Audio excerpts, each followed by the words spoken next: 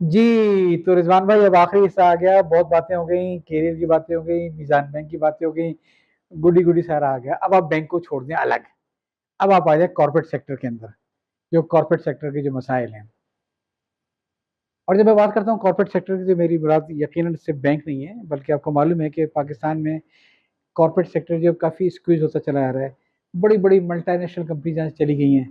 ठीक है, तो अगर मैं थोड़ा सा रिकॉल करूँ तो एक ज़माना था कि यहाँ पे सिर्फ सेठ कल्चर हुआ करता था। ठीक है, बड़े हाजी साहब। मुझे याद है अब तक कि एक साहब थे हमारे, जो फाइनेंस में थे कहीं पे अच्छी पोजीशन पे, 80 की बात है। तो उनसे पूछा कि यार आपकी तनख्वाह कितनी है? तो उनका दोनों चीज़ें मिला के कुछ 2 लाख रुपए है। तो पूछा दोनों चीज़ें मिला के क्या मतलब? कहने लगे, जो मैं काम करता हूँ उसकी तनख्वाह है 50,000 रुपये, और जो बड़े हाजी साहब मुझे मेरे स्टाफ के सामने माँ बहन की गालियाँ बकते हैं, अरे उसकी भी ये 1.5 लाख रुपये महीना मिलता है। तो दिल तो चाहता है मैं नौकरी छोड़ दूँ, लेकिन ये 1.5 लाख कहीं मिलेगा नहीं। तो वो तो एक होता था जो आपके इस किस्म की जो सेठ कल्चर था। फिर हमारे यहाँ आया कॉर्पोरेट सेठ का कल्चर। ठीक है, कॉर्पोरेट सेठ से मैं मुराद बोलूंगा कि जिसके पैसे अपने लगे हुए नहीं है। ठीक है, पैसे किसी और के लगे हुए हैं, वो हमारा कॉर्पोरेट सेठ होता है। मसलन कोई मल्टीनेशनल कंपनी है जिसने 100% ओन कंपनी यहाँ पे खोल ली है। अब वो जाहिर यहाँ नहीं बैठे हुए हैं, यहाँ टीम बैठी हुई है, प्रोफेशनल बैठे हुए हैं, सीएस बैठे हुए हैं, एमबीएस बैठे हुए हैं। वो फिर कॉर्पोरेट सेठ बन जाते हैं। ठीक है, और ये तकरीबन हर वॉक ऑफ लाइफ में इस तरीके से है। क्या आपको जिंदगी में सेठ से डर लगता है कि कॉर्पोरेट से डर लगता है? देखिए सर, ये सेठ से नहीं डरना चाहिए, क्योंकि उसका अपना स्टेक है। उसका अपना स्टेक है ये। ठीक है। और वो जो दौर की बात है ना, पहले मैं आपकी बात का जवाब दूंगा, फिर उस दौर में दोबारा वापस। कॉर्पोरेट सेठ जो प्रोफेशनल लोग हैं ना, अगर वो अपना घरौंदा बना लें जो आपके पास इमानत है, तो ये बहुत जुल्म है। क्योंकि उनके जिम्मे सबसे पहले काम होता है कि अपना सक्सेशन क्रिएट करें। यही नहीं करते, यही नहीं डरते। करते। अच्छा, फिर मैंने देखा है कि बहुत, अपनी बैंक की बात नहीं कर रहा, जनरल, क्योंकि हम हमारे चलो बात कर रहे हैं हमारे तो। दोस्त हैं, अब हम बिजनेस बैंक चलाते छोड़ हैं। दिया, हमने बैंक छोड़ हाँ, दिया हमने। दोस्त हैं, बड़े बड़े इदारे चला रहे हैं, और मुख्तलिफ फील्ड में हैं, और मुख्तलिफ इदारे, मुख्तलिफ प्रोडक्शन जो, वो क्या करते हैं, बहुत इंटेलिजेंट, मैं लोगों को कई को देखता हूँ अपने नीचे गैप रखते हैं जो हमारी जी रिप्लेसमेंट ही ना आए। ये मैं समझता हूँ प्रोफेशनली बड़ी जाती है। क्योंकि एक प्रोफेशनल जब दूसरे को ग्रूम करता है, तो उसका रिस्क तो लिखा हुआ है, उसको उससे शायद बेहतर मिलना ही उधर ही मिलता है। लेकिन ये गैप रखा जाता है, और वो फिर माइंडसेट ऐसा होता है कि यार, मैं उनको, और मेरा अपना जिंदगी का मॉडल है, जिन लोगों ने भी मेरे साथ आज से आज तक काम किया, जब मैं ब्रांच मैनेजर था और आज मैं अल्लाह के फजल से सीईओ हूँ, तो मेरा डेलीगेशन का मॉडल है। अब पैरामीटर सेट करते हैं, फिर आप किसी से ये नहीं पूछते, और पूछना चाहिए कि क्यों किया। जब किसी से मिस्टेक हो जाए तो वो इन्वेस्टमेंट है। जी जी जी बिल्कुल। अगर उसने सही फैसला किया तो सीख लिया, हाँ, मिस्टेक की तो उसने डबल सीखा। तो सही। उसके लिए आपको जर्फ, और आपको बहुत बड़ा उसका अपना दिल चाहिए। क्योंकि आप अपने तौर पे जिसको डेलीगेट कर रहे हैं, वो आप सही बंदे को अगर डेलीगेट करते हैं, पैरामीटर दे देते हैं, और उसको सही तौर पे काम करने का अनेबलिंग इन्वायरमेंट देते हैं, तो उससे मिस्टेक भी होंगी। तो जैसे ज़िंदगी जो है ना, वो ज़िंदगी का हार्ट का जो है ना, ईसीजी ऐसे आती है। वो ऐसे भी नहीं आती, ऐसे भी नहीं आती, और ऐसे का मतलब तो वैसे ही अल्लाह की गया सौ है। चला। तो उसी ईसीजी से लर्निंग करें कि एक प्रोफेशनल बंदे की लाइफ में अप्स एंड डाउन हो गए, फैमिली इशू हो सकते हैं, पर्सनल इश्यूज हो सकते हैं, हेल्थ के इश्यूज हो सकते हैं, इन्वायरमेंटल इशू हो सकते हैं, फॉर द डे कुछ हो सकता है। तो आपका जब वो उसका डाउन टाइम है, तो आपने उसको वहां से ऊपर उठाना है, और उसको उसी तरह लेके चलना है जैसे आप उसके अप टाइम पे ले आ रहे हैं। तो आपकी जो टीम और उसकी ग्रोथ है, और आपका कंसिस्टेंट जो रिलेशनशिप है वो रहता है। सबसे ज्यादा मैनेजमेंट लेसन जो है ना, वो, बल्कि मेन सारे मैनेजमेंट लेसन मिलते हैं हमें दीन से, कुरान और हदीस से। जैसे कि अगर आपका सुपरवाइजर, आप सुपरवाइजर हैं, किसी ने छुट्टी मांगी है, तो आप छुट्टी इसलिए नहीं देंगे कि उसके इसका काम कोई नहीं करेगा, या आप रोकने की अथॉरिटी में है, आपने छुट्टी रोकी। तो हम्म। होली प्रॉफिट सल्लल्लाहु अलैहि वसल्लम ने हमें ये गाइड किया कि दूसरों के लिए वो पसंद करो जो अपने लिए बस। जो, अगर मैं मैं अपनी सिंपल फैमिली सा। के साथ छुट्टी लेके टाइम गुजारना पसंद करता हूँ, या मौसम अच्छा है, मैंने बीच पे जाना है, तो मेरा दिल करता है, तो आपके स्टाफ को झूठ ना बोलना पड़े कि मैं बीमार हो गया जी, तो मसला है हम्म। कि सर आज बीच का दिन है, मौसम अच्छा है, मैं अपने बीवी बच्चों के साथ पिकनिक पे जाना था, छुट्टी कर, आपकी छुट्टी है। तो उसको इतना कॉन्फिडेंस हो कि वो आपके साथ सही बात करे, और आप भी उनको इतनी लिबर्टी दें कि उनके अप एंड डाउन में आप उनके साथ लेके चलें, प्रोवाइडेड आपकी सिलेक्शन ठीक हो, you have gone for the right people, parameter set हो उसके अंदर हो, और वो अपना काम कर रहे हैं, तो फिर आप उनको लेके चलें। मेरे साथ ऐसे कुछ कुलीग्स हैं जिनके उनके और मेरे पूरे करियर हमारे इकट्ठे गुजर गए हैं। मेरा तो तकरीबन अंदाजा तकरीबन लीजिए। आखिरी अब क्वार्टर चल रहा है, तो वो ऐसे हैं जो 25-30 सालों से 35 सालों से इकट्ठे चल रहे हैं। तो उसका ये तो नहीं कहो हमेशा, अगर हाँ, अगर आपने उनको उनकी कोताहियों पे सही नहीं किया, तो या जिम्मेदारी आपने मैनेजर की उनको भी है। पैम्पर किया और एक्स्ट्रा ऑर्डिनरी फेवर दी, तो आपने उनके साथ जुल्म किया हुआ है। फिर वो किसी और के साथ चल नहीं सकते, और ऑर्गेनाइजेशन के लिए भी आपने अपना रिस्क भी जस्टिफाई नहीं किया। जी। बैरियर पे रहना है आपको। जी, तो रिजवान भाई मैं इसको ऐसे आपकी बात से समझ रहा हूँ, और जो कि हमारे जो साथी हैं जो माशाल्लाह मैनेजरल पोजीशन पे हैं, डिपार्टमेंटल हेड हैं, कि जब आप अपने नीचे वालों को फुल्ली डेलीगेट करते हैं तो बेसिकली आप अपने आप को एम्पावर कर रहे होते हैं। क्योंकि बात होती है कि मुट्ठियाँ बड़ी तंग होती हैं, बताते नहीं, समझाते नहीं, सिर्फ डांटते हैं, तो नहीं ये गलत कर दिया, वो गलत कर दिया, मैं लेके जाऊँ। तो अगर करियर में आगे बढ़ना हो तो आपके लिए ज़रूरी है कि आप अपने नीचे वालों को सिखाते जाएं, ताकि आप फारिग हों ऊपर राइज होने के लिए। सही बात है। ये 100% सही है, क्योंकि अगर आप डेलीगेट नहीं करेंगे और अपना वैक्यूम क्रिएट करके रखेंगे, तो सबसे पहले आपकी अपनी ग्रोथ ही हैम्पर हो जाएगी। मैं आपको एक अजीब सी मिसाल दूँ, बिल्कुल सच्चा किस्सा है कि एक साहब थे जो कि किसी मल्टीनेशनल कंपनी में यहाँ पे पाकिस्तान के जो इनके ऑपरेशन थे उसके हेड थे। उनकी हर चीज़ A1 बड़ी एक्सीलेंट थी है, मार्केटिंग भी, ये भी, वो भी, सब बेहतरीन। सिर्फ एक चीज़ वो अचीव नहीं कर पा रहे थे कि उनको वहाँ से चैलेंज मिल रहा था कि आप अपना रिप्लेसमेंट तैयार करिए, आप अपना रिप्लेसमेंट तैयार करके दें। वो उम्मीद है कि डरपोक आदमी की अगर मैंने रिप्लेसमेंट तैयार कर दिया तो फिर हुण मेरा की बनसी। तो बताते ये है कि 2 ढाई साल के बाद फिर उनको आया कि आप एक बड़ी अच्छी अपॉर्चुनिटी लूज़ कर रहे हैं। सिंगापुर में हमारे पास एक रीजनल ऑफिस आया था, जो पोजीशन आ रही है 6 महीने के बाद, तो चूँकि आपका रिप्लेसमेंट कोई नहीं, वरना आप कंसिडर होते। अब नहीं तो होगा। वो बहुत ही एक्साइटेड हो गए कि नहीं जी आप फ़िक्र ना करें, मैं देखा है, मैं वो थोड़ा-सा पॉलिशिंग कर देगा, और 6 महीने रिप्लेसमेंट उन्होंने अपना तैयार कर दिया कि, और बता दिया हेड ऑफिस को कि आप हर लिहाज से तैयार है। तो कहा ठीक है, अब आप आइए, पोजीशन सँभाल लीजिए अपनी। वो गए वहाँ पे, जाके उनको टर्मिनेशन लेटर पकड़ा दिया गया सीधे-सीधे कि आप वापसी फ्लाइट से चले आएँ। जब इदारा आपसे कह रहा था रिप्लेसमेंट तैयार करो, तब आपने किया। तो आप तैयार नहीं कर रहे थे। जब आपको मालूम है कि आप वहाँ से अब निकल रहे हैं, रिप्लेसमेंट तो आप तैयार किया है। तो ये जो लोग हमारे डिपार्टमेंटल हेड्स हैं, मैनेजर्स हैं, ये जो अपने नंबर 2 से डरते हैं, बहुत माज़रती है। नंबर 2 तो आपकी स्ट्रेंथ है। आप उनको जितना सिखाएँगे, आप नहीं सिखाएँगे, कोई सिखा देगा। कम से कम सारी उम्र आपके मशहूर तो होंगे, कोई सिखा के गया। दो तीन रीजंस हो सकते हैं इसके। जी, पहली बात है कि अगर ऊपर सुपरवाइजर ही इतना कॉम्पिटेंट नहीं है, तो नीचे कॉम्पिटेंट वो बंदे कभी नहीं रखेगा। सही ये बात मैंने है। अपनी ज़िंदगी में ऑब्ज़र्व किया है। फर्मा अगर टेढ़ा होगा तो फ्रंट लाइन तो टेढ़ी निकलेंगी सारी। निकलेगी। तो एक ये रीज़न होती है कई दफ़ा सक्सेशन ना होने की। एक ये होती है कि वो अपने आप को इंडिस्पेंसेबल बनाने की कोशिश करते हैं, और वो होते नहीं, और फिर इससे जब ये ज़्यादा खतरनाक चीज़ कोई नहीं है। एब्सोल्युटली। और तीसरा कई दफ़ा ऐसा होता है कि वो अपने आप को ही अक्ल-ए-कुल समझते हैं, और उसका ये नुक अनफॉर्चुनेटली होता है और मज़े की बात ये, जब कोई अपने आप को अक्ल-ए-कुल समझता है, तो एक सबसे कीमती चीज़ से महरूम जाता है, मुख़लिस दोस्तों की एडवाइस से। क्योंकि कोई मुख़लिस दोस्त बड़े कि आपको मशवरा दे रहा है और आप उसको झाड़ना शुरू कर दें कि तुझे क्या पता है, मेरे को पता है सारा ये है। तो क्या यार, इसको अपने हाल पे छोड़ दो भई आगे। जी। मैंने आप मेरा एक टी बॉय होता था, ड्राइवर था सॉरी।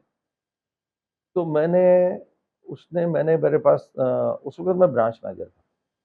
तो मैंने कुछ कागज़ ऐसे फाड़ के और डस्टबिन में फेंके, तो कहते सर बुरा ना माने, ये आपने डस्ट में फेंक दिया ना, ये इसमें कल मुझसे बिक्रे होंगे कागज़। क्या बात है! इसको शेड करें, और हो सकता है इसमें कोई ऐसी डिटेल भी हो, ऐसी कोई चीज़ हो जो किसी के पास ना जाए, तो इसको आप श्रेड करें। तो मेरे आज भी मैं अगर कोई ऐसा कागज़ फाड़ता हूँ, तो मैं मेक श्योर करता हूँ कि वो उसको इस तरह फाड़ूँ कि वो मैं आपको बिल्कुल सच्चा के सुनाऊँ, जब मैं पाक-कुवैत में था, वहीं यहाँ पे मियाँ था, तो एक दफ़ा मैं जब गाड़ी से आया तो मुझे वो गार्ड ने रोका। रुक गया, मैं जानता था वो, और बड़ी रिक्वेस्ट के साथ उसने कोई एक एप्लीकेशन पकड़ाई कि हालाँकि मेरे था नहीं, ये नौकरी की दरख़्वास्त है, मेरा बच्चा है, ये वो, इसको करवा दें वग़ैरह-वग़ैरह। ख़ैर मैं कहा ठीक है, मैं पहुँचा दूँगा। रिज़वान भाई मैं लेके आया तो मालूम हुआ कि उसी बिल्डिंग में मौजूद एक मालियाती इदारा, और उसकी एक कोई डील चल रही थी। उसका वो सेंसिटिव पेपर था, जो रद्दी में गया और उसके पास आया, मैंने कहा अल्लाह इसमें पता नहीं कितने पे पान बिके होंगे, और ये तो वही जिसके पीछे पूरी डील की सारी वो दी हुई सारी डील। प्राइसिंग कैसे होनी पूरी है। हाँ, तो ये लोग इसको एहसास नहीं करते हैं कि भाई एक तो मैंने इसलिए मिसाल दी कि आप लर्न तो हर एक से लर्निंग करते हर हैं, एक से होती है। और वो बात आपने अब तक याद रखी हुई है। बिल्कुल मेरे ज़हन में है कि मैं कागज़ फेंकता हूँ, फाड़ता हूँ, तो मैं फिर इस्ता करता हूँ, पहले देखता हूँ कि इम्पोर्टेंट इतना तो नहीं है, और फिर ऐसे टियर करता हूँ कि फिर वो पढ़ना है या फिर स्टडी के लिए मैं उसको करता हूँ। तो सीखना चाहिए, और इसमें कोई हर्ज नहीं है, और कोई भी बंदा ऐसा नहीं है जो और जरूरत नहीं है कि सारी अकल जो है सीईओ के पास हो। नहीं, सारी अकल सीईओ के पास होगी तो अदारा ग्रो नहीं करेगा, अदारा फंस जाएगा। हाँ तो आपको हर एक के एक्सपर्ट है, उनकी ओपिनियन को वेटेज भी देनी है, कंसिडर भी करना है, और उससे जो आपको लर्निंग हो उसके ऊपर फिर आप 360 डिग्री देख के आप डिसीजन लें। जी क्योंकि बेशुमार वसाइल होते हैं जहाँ पे आप फाइनेंस वालों से लेते हैं, ट्रेजरी वालों से हेल्प लेते हैं, लीगल से हेल्प लेते हैं, बिजनेस वालों से हेल्प लेते हैं। अब मैं 1.5-2 साल से इन टच नहीं हूँ, तो अब मेरी 1.5-2 साल पुरानी लर्निंग होगी। अब मुझे डिस्ट्रीब्यूशन, मेरी सारी जिंदगी डिस्ट्रीब्यूशन में गुजरी है, तो वो मुझे गाइड करेंगे कैसे करना है। तो ना कि ये डायनामिक्स हो गए, ये मार्केट में मसाइल है। तो आप जब ऊपर बैठे होते हैं, तो आपको जब तक आप मशवरा लेके और उसके ऊपर डिसाइड नहीं करते, हाँ ये एंड ऑफ द डे क्योंकि रिस्पॉन्सिबिलिटी आपकी है, you have to take a call, क्योंकि some time you can get suggestion and most of the time you get suggestion, but you have to decide by yourself, क्योंकि जिम्मेदारी फिर आपकी। फिर आप ये नहीं कह सकते कि मुझे तस्नीम साहब ने कह दिया तो मैंने ये फैसला किया, वो मैंने किया, उसका जवाबदेह मैं हूँ। इसमें तो कोई शक ही नहीं है। अब वो जो एक कार्डोग्राफ बुक बन जाती है ना, प्रपोजल, हाँ, नीचे से ऊपर हर आदमी सोच रहा है दूसरा देख लेगा, और मैं सोचता हूँ कि हर आदमी जिम्मेदार है, सबसे पहले वो जिम्मेदारी से आखिरी चीज साइन किया गया है। अच्छा। तो एक बड़ा अहम मसला जो आता है वो इसके अंदर लाइफ के अंदर मैं देखता हूँ कि इसका एक दूसरा एंगल है। क्या आपके ख्याल में इस मुल्क में करप्शन जो है वो सिर्फ पुलिस डिपार्टमेंट में, पुलिस डिपार्टमेंट में, कस्टम में, इनकम टैक्स में, या जो आपके पढ़े लिखे प्रोफेशनल्स हैं उनके यहाँ भी वाइट कॉलर क्राइम पाए जाते हैं जो नज़र में नहीं आते हैं? ये मैं आपको बहुत सारी मिसालें मेरे पास हैं। मुझे याद है एक ज़माने में जब एक बहुत बड़ी फूड फ्रेंचाइज आई थी 1997 में, और जो गलत और बेल्जियम की फ्रेंचाइज थी तो वो फ्रेंचाइजर जा रहे थे टर्की वर्की नहीं जा रहे थे बेचने के लिए, कि ट्रांसिट लाउंज के अंदर उनको कोई पाकिस्तानी प्रोफेशनल मिल गए थे इत्तेफाक से। मैं कहा, "ये खाने वाले तो पाकिस्तान में बैठे हुए हैं।" उन्होंने उनको आमादा कर लिया कि और वो बेचारे पाकिस्तान आ गए। तो यहाँ जो भी कॉर्पोरेट शेड थे जो भी थे, to cut this story short, 2-3 साल बाद जब उस कंपनी ने डाइवर्स्ट किया, मैंने वो पेपर देखे हैं, एबीएन एमरो सारा किया था, 900 मिलियन रुपीज का वो खा के गए थे लॉस। क्यों? इसलिए कि उसका मॉडल जो था वो छोटे छोटे क्योस्क का था मुख्तलिफ, उसके अंदर आपने एक बहुत बड़ी बिल्डिंग परचेज कर ली पहली ब्रांच के लिए, और उसमें शो कर दिया सर कैफे सारा। तो ये ऐसी बहुत सारी फार्मास्यूटिकल कंपनीज में हैं, टोबैको इंडस्ट्रीज में हैं, कि जहाँ पे जो हमारे जो ऐसे लोग हैं जो कि कॉर्पोरेट सेठ हैं उनके करीब हैं, वो अपनी ही कंपनीज अलग से बना लेते हैं। ठीक है, ऐसी मिसालें। और मैं आपको एक और मिसाल दूँ, 97 में जब नवाज शरीफ साहब के दौर में जब ये सारा लिबरलाइज हुआ था बैंकिंग का, और बेपनाह वो चने के अंदर वो इस तरह वो बैंकिंग लाइसेंस बिकने लगे थे ये, उसमें अक्सर बैंक क्यों बंद हुए? उसके जिम्मेदार वो प्रोफेशनल थे जो सो कॉल्ड प्रोफेशनल थे, लेकिन लर्निंग व्हाइट बराबर। कॉलर क्राइम नहीं, व्हाइट कॉलर क्राइम हुआ। तो अगर किसी की आंखों के सामने कोई व्हाइट कॉलर क्राइम हो रहा हो, वहां पे एक एग्जीक्यूटिव क्या करेगा? उसको कैसे रोक सकता है इसको? देखिए इसमें मैं, मेरी पर्सनल ओपिनियन और बड़ी फर्म है। बल्कि मैं आई एम सॉरी, मैं कथा कला मेरे मैं अब हम एक नाम ले दूंगा आपसे। अभी अल्फा सिक्योरिटीज में क्या हुआ? जो सारा फ्रॉड किया वो चीफ एग्जीक्यूटिव ने किया। ठीक है, हाँ, ठीक है। तो इसका मतलब है कि व्हाइट कॉलर क्राइम तो सीईओ के लेवल भी आ सकता है ये। तो नीचे वाला अपनी नौकरी बचाएगा या व्हाइट कॉलर क्राइम को रोकेगा? देखिए मेरा, मैं बताया कि मेरा जो बड़ा फर्म ओपिनियन है कि अगर किसी के पास कोई डेलीगेशन है और उसके जिम्मे कोई डिलीवरेबल है उसकी लिमिटेशन के अंदर, और वो उसको सही तरीके से परफॉर्म नहीं करता, वो भी करप्शन है। बिल्कुल, वो भी इट्स करप्शन नॉट है। ओनली कि आपने कोई पर्सनल गेन कर लिया, जी आपकी जो भी limitation, limitation at all level पे होती है, वो सीईओ लेवल पे भी होती है, वो बोर्ड लेवल पे भी होती है। जी बिल्कुल। और आपकी जो भी लिमिटेशन है, आप उस पर क्या अपना 100% डिलीवर करने की कोशिश कर रहे हैं या नहीं कर रहे? कोशिश कर रहे हैं, डिलीवर नहीं हो पा रहा, जस्टिफाइड। अगर आप कोशिश ही नहीं कर रहे और कहते हैं कि नहीं मैंने नहीं करना और मैं कर सकता हूँ, तो वो भी करप्शन का एक पार्ट है, जो कि ज़ारा का जहाँ से आपका रिस्क है, आप उसके बेनिफिट के लिए अपनी लिमिटेशन में काम नहीं करें। और कॉर्पोरेट लाइफ में हर जगह लिमिटेशन होती है, और जो जी, सीधी करप्शन है, कोई किसी ने पैसे लेके काम कर लिया या पर्सनल किसी ने गेन के लिए फेवर कर के लिया, लिए। वो तो सीधी करप्शन है। हाँ, तो हाँ। अपना काम जो भी ब्यूरोक्रेसी में, मैं भी ब्यूरोक्रेसी का हिस्सा हूँ, सिविल ब्यूरोक्रेसी या प्राइवेट ब्यूरोक्रेसी, अगर आप अपने हिस्से का काम नहीं कर रहे अपनी लिमिटेशन में, तो वो भी इनएफिशिएंसी, और वो भी जो है, वो भी जो चीज़ है जस्टिफाइबल नहीं है। तो वो भी रिज़ान भाई, मैं समझता हूँ कि किसी ऐसे इदारे में जहाँ कोई मिडिल मैनेजमेंट ये महसूस करती है कि ऊपर वाले जो हैं वो वाइट कॉलर क्राइम कर रहे हैं, और या तो फिर ये कि जैसे कोई किश्ती में सुराख कर रहा हो कि उसको रोके किसी तरीके से, जो भी तरीक़ेकार है, वरना उस किश्ती से फिर उतर जाएँ। क्या बात सही नहीं है? दोनों चीज़ें ठीक है। देखिए, वॉइस रेज़ करना बहुत ज़रूरी है। जो भी आपकी लिमिटेशन हो, आप वॉइस रूल्स रेज़ करें और अपनी उस पे रेलेवेंट इनपुट ज़रूर दें। जो भी जिस स्टेज पे अभी है, चाहे वो सिविल में है या प्राइवेट में है, बैंकिंग में है, इंडस्ट्री में है।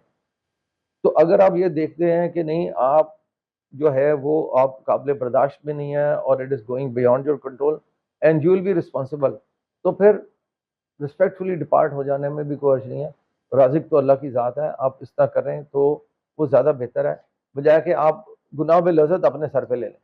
मेरे वालिद साहब मुझे ये निश्चित करते थे कि अगर तुम्हें बिल्कुल वाज़ेह नज़र आ रहा है कि करोगे गलत काम तब भी फँसोगे और नहीं करोगे तब भी फँसोगे, तो फिर बेहतर है ना करो। अ, ठीक है? ऐसा ना हो कि करने के फँसने के बाद और ज़्यादा रिग्रेट डबल हो जाए कि काश मैंने ये काम गलत ना किया होता। बिल्कुल। तो एक तो मेरा ख़्याल है, मैं आपके से गुफ्तगू में अपने साथियों से मैसेज देना चाह रहा था कि अपने काम से इंसाफ़ करें, अपने वक़्त से इंसाफ़ करें और अपने इदारे से इंसाफ़ करें। और अगर कहीं कोई चीज़ नज़र आती है तो वॉइस अपनी ज़रूर रेज़ करें, सलीके से करें, फड्डा ना करें, सोशल मीडिया पे शो ना करें, लेकिन उसको ऊपर क एस्केलेट ज़रूर करें। तो एक तीसरी बड़ी अहम चीज़ मैं आपसे पूछना चाहूँगा, विकेट के दोनों साइड पे आप खेले हैं हमेशा, नीचे भी और ऊपर भी। मैं बात कर रहा हूँ कॉर्पोरेट कल्चर की, मैं बैंकियों की बात ही नहीं कर रहा हूँ। अक्सर देखने में ये आया है कि जो लोग नंबर 2 होते हैं वो राइज़ नहीं कर पाते हैं नंबर 1 की पोज़ीशन के ऊपर, एक्सेप्शंस आर देयर, ठीक है? अगर हम लेट्स से कि अगर हम सिर्फ बात कर लें तो Aamir is an exception, Rizwan अता इज़ एन एक्सेप्शन, लेकिन ये लोग एक्सेप्शन थे, जो भी थी अल्लाह की ब्लेसिंग सब कुछ था। हर आदमी को मौका नहीं मिलता है कि कोई आदमी की फार्मा कंपनी में है और असिस्टेंट मार्केटिंग हेड है, तो मार्केटिंग हेड बनने का मौका नहीं मिलता है। 2 किस्म के लोग रिप्लेस करते हैं ऊपर की पोज़ीशन पे, पैराशूटर्स, ठीक है? और या वो रैंकर्स जो कभी गुड बुक में थे और ब्लू आइड थे, जनरल बात कर रहा हूँ मैं, तो उनमें से कभी-कभी कोई लोग खुशनसीबी से फिर ऊपर तक पहुँच जाते हैं, ठीक है? हाँ, सही इस कौन ज़्यादा खतरनाक है इनमें, देखिए पैराशूटर या वो? देखिए, पैराशूटर का एक पैराशूटर्स को एक एज ये होता है कि वो एक डिफरेंट पैराडाइम में और कनेक्शंस के साथ चल रहा होता है। फ्रेश लुक देता है वो। वो फ्रेश लुक देता है और उसकी कोई इनपुट भी फिर भी आ सकती है, कोई ना कोई उसको कैपेबिलिटी उसको लेके आ जाती है। जो रैंकर जो हैं वो, अब मैं क्रूड लैंग्वेज में स्कूल कॉलेज ज़माने में चले जाता हूँ, कुछ स्टूडेंट होते थे, कुछ स्टूडेंट लाइक होते थे जी, जी। और अपनी काबिलियत पे वो शाबाश लेते थे। कुछ स्टूडेंट लाइक होते थे और वो ये कहते थे बाकी जो है ना, ये इस तरह के लोग हैं, और वो इसलिए शाबाश देते हैं कि मैं इनसे अच्छा हूँ। एग्ज़ैक्टली।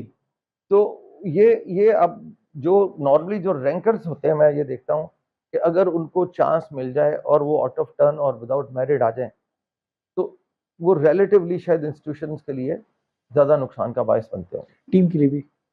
ऑब्वियसली उदाहरण एक एक एक मेरिट ब्रेक हुआ होता है। जी, आने वाले का मेरिट तो टाइम बताता है, जी। जो पैराशूट वाले हैं, हम जो लेकिन हम जो बात कर रहे हैं, एक ओवरऑल बात कर रहे हैं जिसमें बहुत सारे गवर्नमेंट के इदारे हो सकते हैं, ठीक है ना? ये और भी मैंने कहा मल्टीनेशनल कंपनी हो सकती हैं।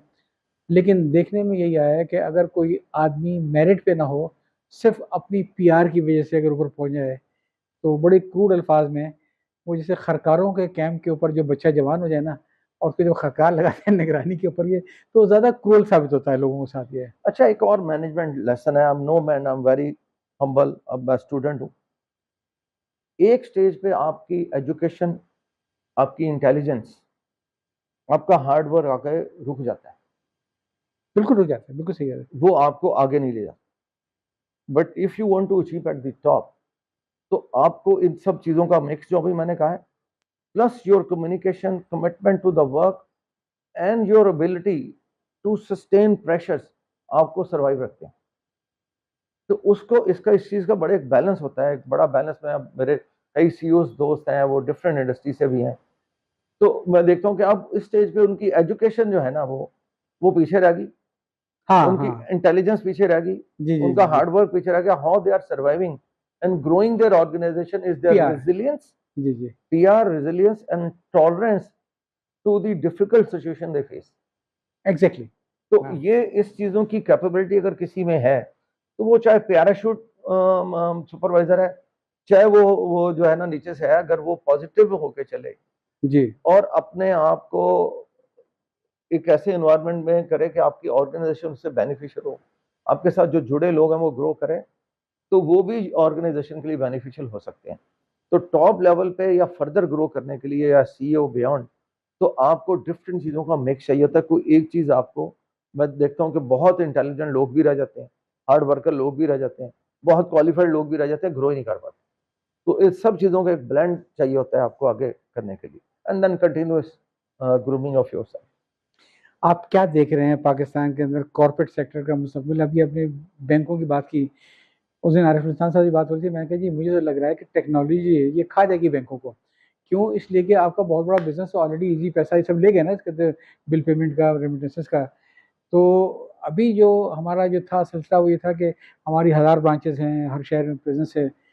डोंट यू फील कि आप खुद भी टेक्नोलॉजी के आदमी हैं कि जैसे जैसे टेक्नोलॉजी करेगी तो वैसे वैसे ये ब्रिक एंड मॉर्टर सिस्टम जो है, इनकी ब्रांचेस की अफादियत कम होती चली जाएगी?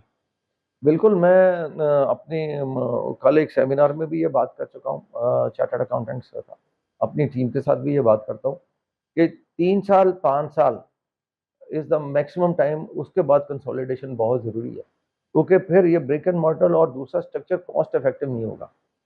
तो हम अपना पोर्शन, क्योंकि अभी तो बैंक ही बहुत कम है और ब्रांचेस भी कम है, पॉपुलेशन भी बहुत है, लेकिन ओवर द पीरियड जैसे जैसे अगली जनरेशन आती जा रही है, जैन जी, उनकी ब्रिक एंड मॉर्टर की रिक्वायरमेंट अब कम होती जा रही है। तो 5 साल 8 साल में ये मेरे बहुत ख्याल तेजी में से कम। यूरोप में ऐसी बहुत सी मिसालें हैं कि 100 साल पुराने बैंक हैं, उन्हें ब्रांचेस को बंद करके अपनी, और वहाँ पे वो कियोस्क बैंक ऑन मशीनें लगा wheel, the. Bank on wheel लेकर आ गए भी, उनके ये इतने बजे से इतने बजे तक ब्रांच आएगा। ठीक है?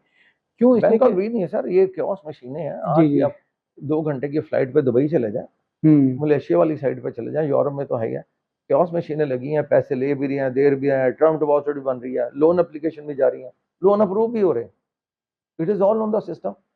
उससे कियोस्क मशीन पे जाने की जरूरत नहीं है। आपकी मोबाइल ऐप्स हैं, पाकिस्तान में अब कंपनीज हैं कि आपके लोन भी यहीं से अप्रूव हो रहे हैं, और ये ओवर द पीरियड, जैसे बैंक इस्लामी भी आप एक नई ऐप लेके आ रहा है, हमारी पेरेंट कंपनी है जीएस बैंक, उसके पास जिंदगी ऐप है। अपने बैंक में इतना अकाउंट नहीं है, वो 6 मिलियन उस एप्लीकेशन के जिंदगी के कस्टमर है। अच्छा, जी, 6 मिलियन से ज्यादा बढ़ गया शायद। कोई लाइफ इंश्योरेंस वगैरह है? नहीं नहीं नहीं, it is just application which is doing the banking for the people. Deposit ले रहे हैं, दे रहे हैं, लोन एप्लीकेशन भी उनके बीच में चल रही है, वो बीच में कंज्यूमर फाइनेंस भी लेके आ रहे हैं, उनका बिल भी पे हो रहे हैं, वो सारा वो एक एप्लीकेशन है। अभी देखिए ना, 5 डिजिटल बैंक जब आ जाएंगे, अगर वो फुल्ली आ गए और सही उन्होंने टेक्नोलॉजी इन्वेस्टमेंट कर ली है, तो फर्ज करें कि मुझे मंथली अगर 12 पेमेंट्स अगर करनी होती हैं, तो अब मैं ब्रांच कभी नहीं आता हूँ, मतलब मोबाइल उठाता हूँ और उसको बैठे बैठे ऑनलाइन कर लेता हूँ सारा काम ये। तो ब्रांच की इफादियत तो कम होती चली जाएगी साथ साथ। इस वक्त भी 90% जो बैंकिंग है ना, जी वो मोबाइल एप्लीकेशन कैटर कर रही है और करती है। हम्म सिर्फ आपकी लोन, फिजिकल एक्सपोर्ट की चीज़ें, ये कोई इस तरह की चीज़ें हैं जो रह गई हैं।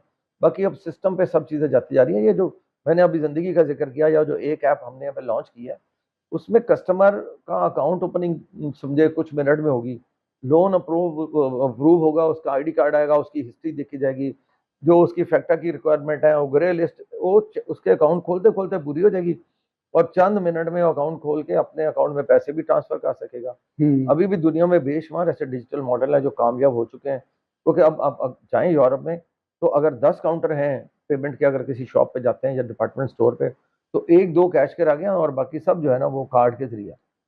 तो तो आपने इसी में जिंदगी है आपने और यही कहा आगे कि वे तीन फल। साल से लेकर 5 साल तक इंटीग्रेशन हमारा, और मैं ख्याल जैकमा ने कहा था कि maximum life of A technology वो 12 साल की है, और उसने एक वक्त था उसने कहा था कि ये आईटी खत्म हो जाएगी और डीटीसी जगह ले लेगी, और हम तो सामने देख रहे हैं एआई आना एवरीथिंग। शुरू हो गया। ठीक है, अब तो एआई तो अलग ही चीज़ आ गई है। तो इसमें मेरे ख्याल है हर एक को बहुत ही ज़्यादा विजिलेंट रहने की ज़रूरत है, अपडेट करने की ज़रूरत है।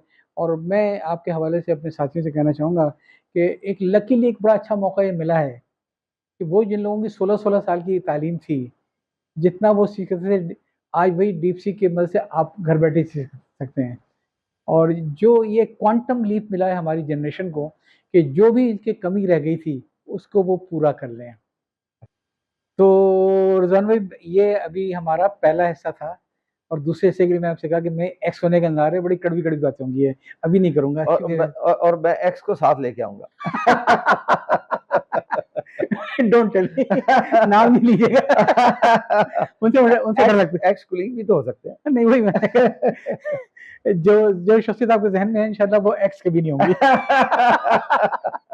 ये आप मुझसे लिखवा लीजिए। आप भी तो एक्स है। नहीं, मैं तो आप भी, मेरे भी एक्स है। हम तो छोटे पांडे हैं। तो क्योंकि बहुत सारे इश्यूज हैं, बैंकिंग सेक्टर से रिलेटेड इश्यूज हैं, बैंक इस्लामी की टेक्नोलॉजी से रिलेटेड बहुत सारी कंप्लेंट्स हैं, जो मैं आपसे ऑफ द कफ कभी बात कर लूँगा, ऑन रिकॉर्ड की बात नहीं करूँगा।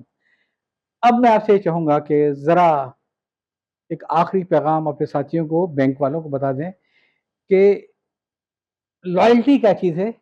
लॉयल्टी अपने आप से होनी चाहिए, अपने प्रोफेशन से होनी चाहिए या अपने एम्प्लॉयर से होनी चाहिए, और जो रिलेशनशिप है कस्टमर के साथ, उसकी क्या लिमिटेशन है? क्योंकि मैंने देखा है बहुत सारे, मैं जानता हूँ बैंकर को कि वो अपने कस्टमर साथ लेके चलते हैं, ठीक है? बैड डेट छोड़ जाते हैं अलाइड बैंक में और हाजी साहब को, चौधरी साहब को अपने साथ लेके दूसरे बैंक में रहते हैं। तो बंदे को कहता है कि यार अगर मुझे आगे बढ़ना है तो इन्हीं लोगों की सिफारिशें चाहिए। ज़रा इस पे थोड़ा-सा समझाइए मैं कैसे? क्योंकि आपने इन सब चीज़ों मरहलों से गुज़रे हुए हैं। देखिए, मैं इसको ना सवाल को थोड़ा और एंगल से जॉब को स्टार्ट करता हूँ। मुझे, मेरे पास एक कुलीग आया और उन्होंने कहा कि जी मैंने 3 साल से छुट्टी नहीं की, तो मैं बहुत डेडिकेशन से काम करता हूँ। तो मैंने कहा अगर आप अपने साथ और अपने बीवी बच्चों के साथ, जो घर ज़ुल्म के कर साथ, रहे हैं। अगर आप उनके साथ लॉयल नहीं है ना, तो जी, ये बिल्कुल। लॉयल्टी जो है ना वो मैं आपकी बात से माना, और मैंने ऐसे ही उनको जवाब दिया। जी, जो बिल्कुल। बंदा अपनी ज़ात और अपने फैमिली के साथ सिंसियर नहीं है और 3 साल से ना तफरीह लेके पे गया, ना छुट्टी की, ना उनके साथ, तो उसकी तो लॉयल्टी वैसे ही क्वेश्चनेबल। तो लॉयल्टी स्टार्ट होती है कि once you do it with yourself and your family, ये तो फर्स्ट स्टार्ट है। बिल्कुल सही। दूसरा जो लॉयल्टी है, देखिए जितनी देर आपको जिस ऑर्गेनाइजेशन से रिस्क मिल रहा है, हाँ, आपने उसके फ्रॉम बेनिफिट जॉइनिंग के टू, उस लम्हे तक आपने काम करना है। फ्रैंकली स्पीकिंग, रिज़वान अता को मीज़ान बैंक का लॉयल होना चाहिए था और था, लेकिन उस वक़्त तक जब तक वो मीज़ान बैंक में थे। अब आपकी लॉयल्टी नहीं है, आपकी यादें हैं मीज़ान बैंक के साथ ये। मेरी यादें हैं और मेरी दुआएं हैं दुआएँ उसके। हैं, दोस्त अहबाब हैं, सब हैं, लेकिन अगर कोई कहेगा लॉयल्टी, तो लॉयल्टी हमेशा एक एम्प्लॉयी की होती है अपने एम्प्लॉयर के साथ, स्ट्रेंजर के एम्प्लॉयर के साथ कभी लॉयल्टी नहीं होती है। तो फिर वो आती है प्रोफ़ेशन के साथ लॉयल्टी। एक देखें सर, इसको मैं थोड़ा आपकी बात को बढ़ाऊंगा, आप सही करें। अगर आप कामयाब प्रोफेशनल हैं तो उसका बेंचमार्क ये है मेरी हम्बल ओपिनियन में कि अगर आपके जाने के बाद वो अदारा उस तरह या उससे बेहतर काम कर रहा है, तो then you have done the right thing. Exactly, बस ये मेरा एग्ज़ैक्टली। एंड पैगाम है। तो जी, अगर वो नीचे चला गया है, उसको लॉस होना शुरू हो गया है, क्लाइंटल चली गई है, स्ट्रक्चर नहीं बना था, प्रोसेसेस नहीं बने थे, आपके इर्द-गिर्द घूम रहे थे, तो फिर आपकी वो लॉयल्टी नहीं थी, आपने अपने अदारे के साथ इंसाफ नहीं किया। जी।